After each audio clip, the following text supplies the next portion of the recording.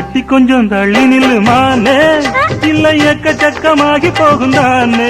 பரவாயில்ல, உள்ளதெல்லாம் சொல்லி புட்டேன் நானே, அட ஊடல் என்ன கூடல் என்ன மானே.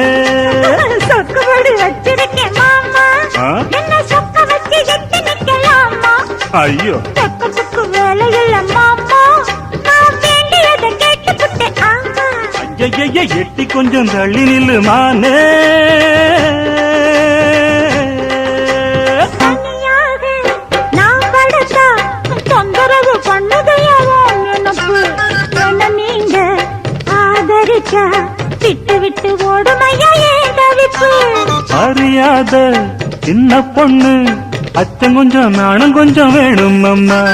புரியாத மோகத்துல புத்தி தடுமாறி விடக்கூடும் அம்மா.